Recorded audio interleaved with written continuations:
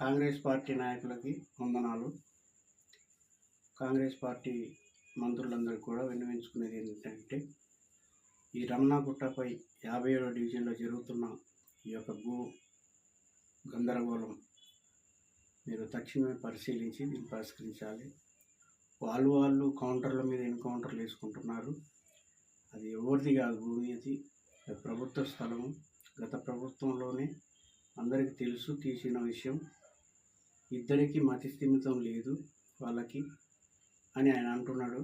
మతి స్థిమితం ఉన్నదా లేదా అనేది అధికారులు తెలియజేయాలి. ఎందుకంటే ప్రతిదీ కూడా అక్కడ గవర్నమెంట్ స్కూల్ కడతాం, గుడి కడతాం అని చెప్పి తానే ముస్తఫా బాగు చేసిండు.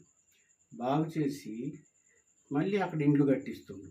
వాళ్ళకు పట్టాలు ఉన్నాయి అంటుండ్రు. ఈయన హయాంలో పట్టాలు ఇచ్చారా, ఎవరి హయాంలో పట్టాలు ఇచ్చారు అని అంటే, ఆయన అంత సంపాదించిండు, ఈయన ఇంత సంపాదించిండు, అక్కడ అంత గట్టయ్య సెంటర్లా ఇక్కడ వాడక్కడ అని వాళ్ళ పేర్లు కాదు కావాల్సింది మా డివిజన్ ప్రజలకి.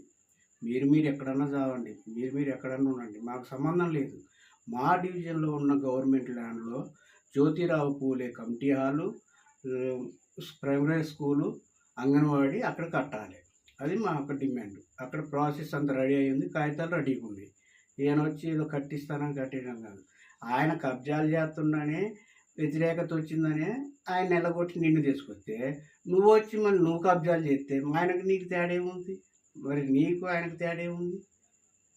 మరి దొంగ అని మీరిద్దరు దొంగ అనుకుంటే మేము మధ్యలో పిచ్చోళ్ళం. ఎక్కడ డివిజన్లో స్థానికంగా నివాసం ఉండేవాళ్ళు 25 సంవత్సరాల నుంచి ఇక్కడ ఉంటున్నాం. ఎవడు చోటు ఆడుంది, ఎవడు గవర్నమెంట్ ల్యాండ్ ఆడుంది, ఎక్కడ ఏముంది మాకు తెలియదా? అందుకనే నేను ఏమంటున్నా అంటే, అధికారులకు ఒకటే చెప్తున్నా, మీరు దాన్ని క్షుణ్ణంగా పరిశీలించండి. కబ్జాలకు గురి కాకుండా ఇక్కడ దగ్గర 3-4 ఎకరాలు ఉన్నది, అదంతా కూడా ఎంక్వైరీ చేయండి. చేసి ప్రజలకు ఉపయోగపడేటట్టు చేయండి.